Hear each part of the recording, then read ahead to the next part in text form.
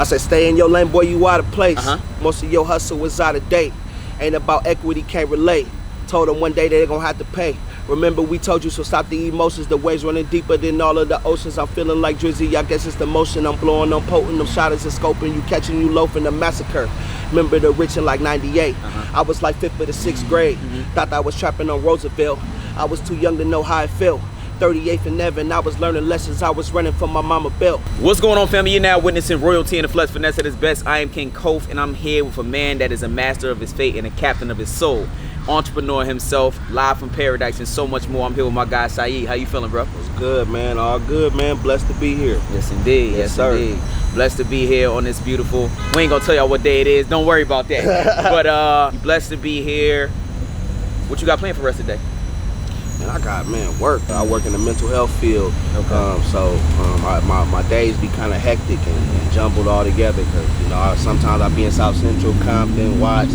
I be everywhere, you know. So with my clothing brand, you feel me, represent live from paradise, changing your reality, creating your own paradise. Wherever you at, you create your own paradise. So we could be right here in Leimert Park. We creating our own paradise right now. Be in Chicago. You could be in Delaware. You could be in France. It don't matter where you at. You create it from right there. You create your own paradise and you create your own clothing line.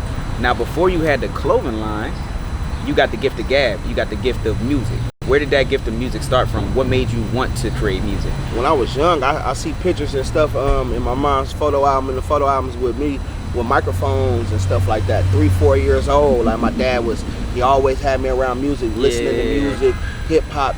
My uncles and my grandpa, you know, was real heavily into the jazz scene, you know, so I just always grew up like listening to music. My mom would be around the house cleaning up, we listening to music. My grandma listened to gospel.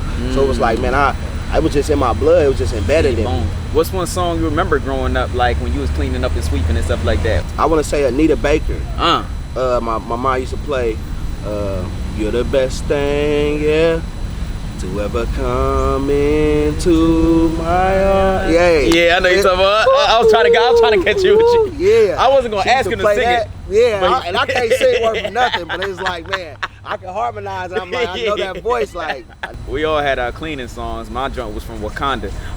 So it was High Life. It was a different vibe that we was listening to. But I remember it too. I just didn't understand all the words. What's some of your inspirations through hip hop? You have a very different sound. Like, you don't. No respect, but you don't have a traditional Bay Area sound. Man, nothing taken. Yeah, you don't have a traditional Bay Area sound. So where did you develop your sound from? Because you grew up in the Bay. Then you were in Chico, which is a little bit further from there, but you started doing your music while in the Bay Area. Yeah. So where did you get this sound from? Like, I listen to a lot of Bay Area artists, like, you know, the Jacka, the Mob Figures, Messy Marv. But honestly, I feel like I got my bars and I learned how to rap from the East Coast. Yes, you did. Of course. Yes, you did. It was yes, like, you did. I really loved the East Coast music. You feel me? Just growing up, the Locks. Yes. Hove. You feel me? State Prop. Like, I listen to a lot of them. Even Twister in Chicago. Like, I listen to him. Like, I just was very Philly. Like, you know, a lot of Philly, Freeway and Neef and come on, man. That's where I was. Yeah, bro. The bars, bro. Broad Street Bully. D-Block and all of them. Like, that's, man, what? J Hood. I could name 1,000. I can go on and on. I wanted to be clever, like, when I did music. So it was like, man, I'm gonna try to figure out a way to say this that ain't been said, or even if it's been said, I'm gonna say it in a different way to where it's like, damn, that was clever. Tell people to be like, man, I've been doing music 16 years, man. I've been doing music 16 years, and it wasn't until like 2015 where I started taking it serious. When I met Nip. And I want to say, like, Nip just kind of told me, like, because at that point I didn't have an LLC, I didn't have a clothing line. I just kind of like, I was making t-shirts and putting them out, and so Nip was kind of like, man, if you got a brand, you got something special, like, make sure you go get all your business taken care of behind it, you know. So that's when, like, 4 days after that, June 16th, I was like, man, let me go get my LLC and went and did the legal Zoom and all that, you know. It's always it's that authenticity that takes you that longevity route. You know what I'm saying? You could definitely jump on any wave as far as hyphy, as far as the mumble rap or whatever the case may be. So how do you feel about, like, artists changing with the times, like Kanye West? So we'll talk about Yeezy. Never considered himself like a hood rapper, whatever the case may be. He always rapped about college dropout, late registration, graduation, and now he's rapping about Jesus is King. Do you feel like Kanye's rapping about his life right now? David Letterman had referenced, it was like an interview that Kanye had did maybe like 10, 15 years ago. And Kanye was saying like, man, like he was talking about Jesus. Yeah. Saying like, you know, I can go be a, you know, do music for Jesus right now, you know, like, and I think it was always in him, but I think his life experiences made him get to, just like when Mace changed, you know, what he was doing and was like, okay, he went from Mace and Betha to, you feel me, in Harlem to like now he's Pastor Mace. Yeah. And then came back to Mace and Betha again. So I just think it's like, yeah, man, like your experiences, what you go through. You feel me? You gotta go through it to get to it. You got your hands in a lot of things. As you told, you know, rest in peace, Nipsey Hussle, one of the greatest businessmen, and did it in such a humble and such a short amount of time. He told you about ownership. Yeah. So you have ownership, Live from Paradise. You're wearing it, you're branding it as you should. Man. Talk about that. Like, what is the process of owning your own, you know, LLC? Man, a lot of research.